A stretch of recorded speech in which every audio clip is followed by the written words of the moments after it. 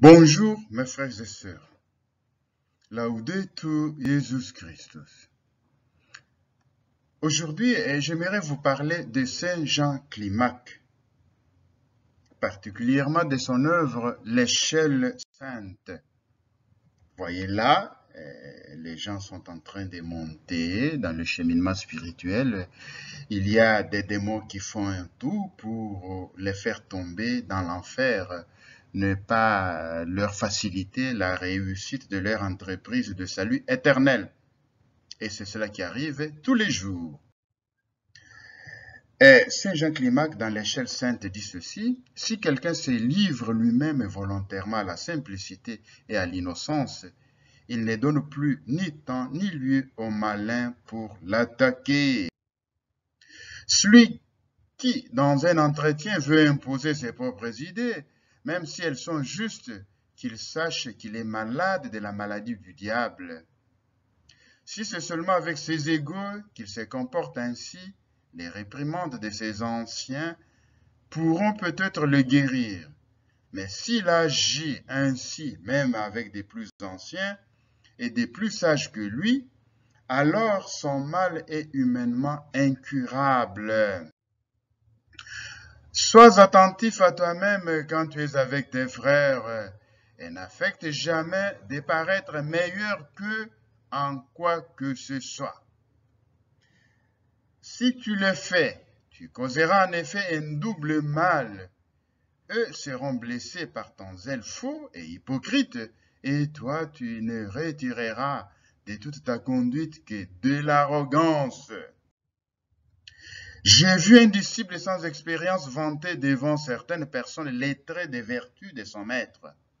Mais alors qu'il pensait récolter de la gloire en moissonnant le blé d'autrui,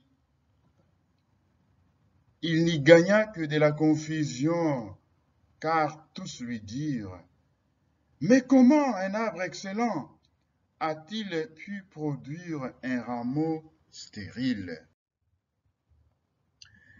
Quand les paresseux sentent que les ordres reçus sont pénibles, ils se mettent à juger la prière préférable. Mais s'ils les trouvent légers, ils fuient la prière comme le fou.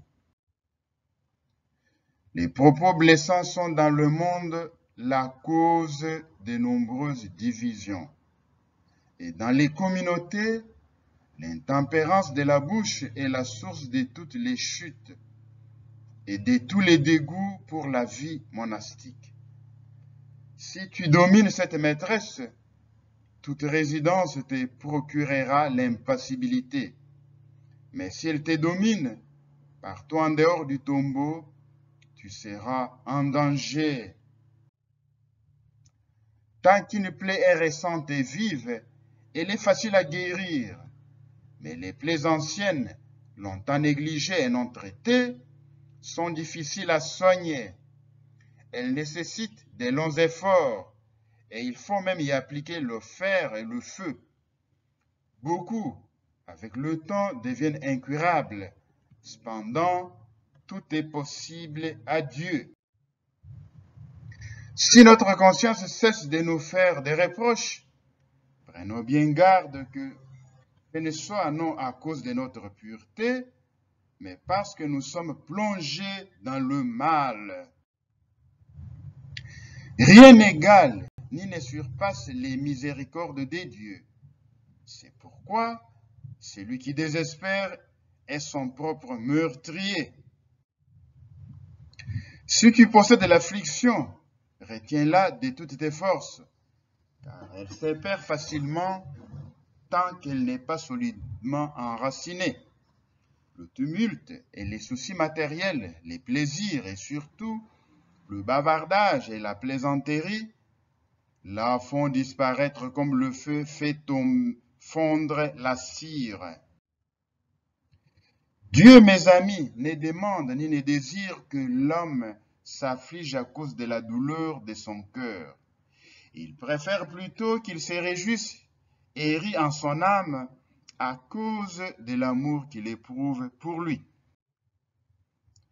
Les démons nous contraignent soit à pécher, soit, si nous ne péchons pas, à juger ceux qui pêchent, afin d'essuyer notre innocence par ces jugements. Juger les autres, ce n'est pas avoir honte d'usurper une prérogative divine. Les condamner, c'est ruiner notre propre âme. Il est difficile d'empêcher que ne se répande une eau que rien ne retient. Il est plus facile encore de dompter une longue intempérance. Quand nous prions, la Cédie nous rappelle quelques affaires indispensables et déraisonnables elle-même. Elle met tout en œuvre pour nous tirer hors de la prière par de bonnes raisons comme par un licou. Ceux qui sont enclins à la sensualité semblent souvent compatissants, miséricordieux et portés à la compunction, tandis que ceux qui ont du zèle pour la chasteté ne possèdent pas ces dispositions au même degré. C'est vrai. Vous tous qui avez résolu de garder la pureté, écoutez un autre artifice et une autre industrie de ces fourbes, et prenez-y bien garde.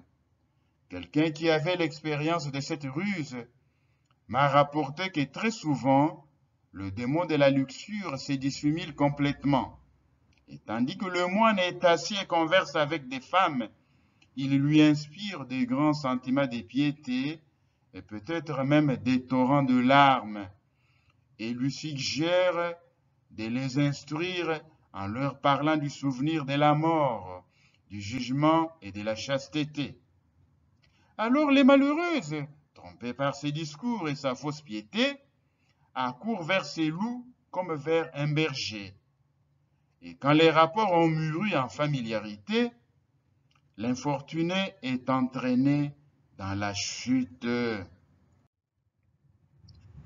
Le Seigneur, dans sa bonté, a montré sa grande providence à notre égard, en cela qu'il a donné aux femmes la pudeur pour retenir leur hardiesse comme par un frein.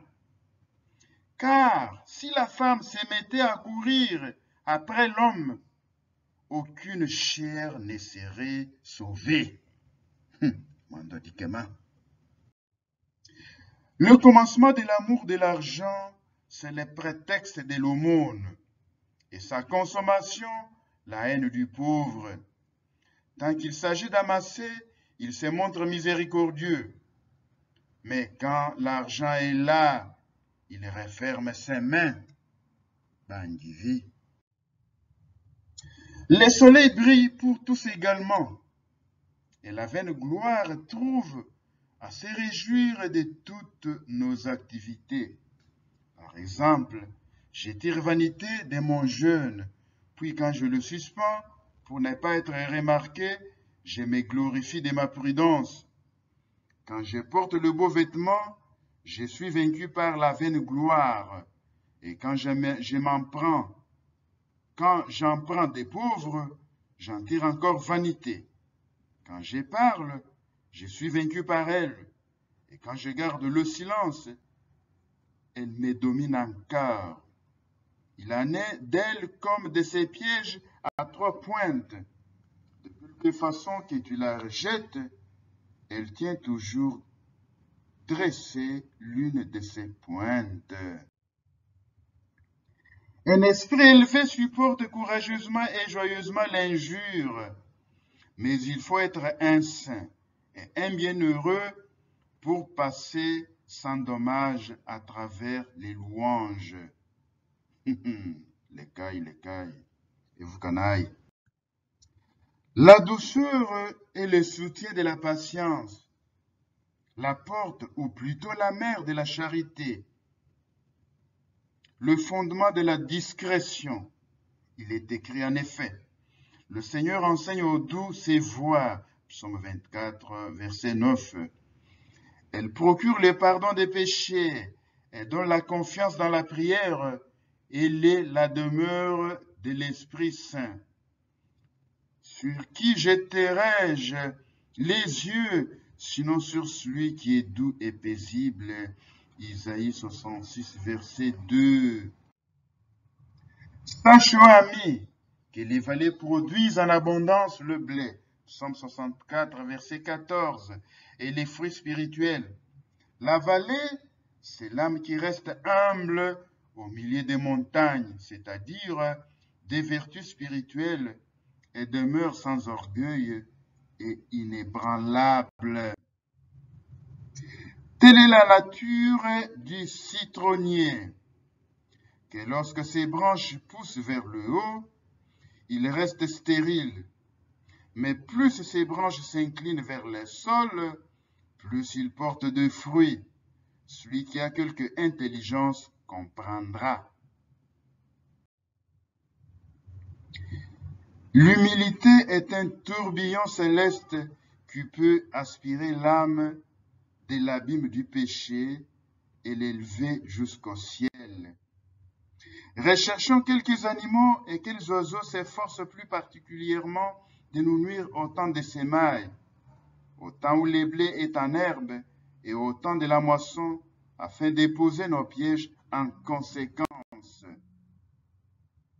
Ta prière te fera connaître l'état de ton âme. Les théologiens appellent en effet la prière le miroir du moine. Si le visage d'un être aimé produit dans tout notre être un changement manifeste et nous rend joyeux, gai et insouciant, que ne fera pas la face du Seigneur dans une âme pure quand il viendra invisiblement y demeurer?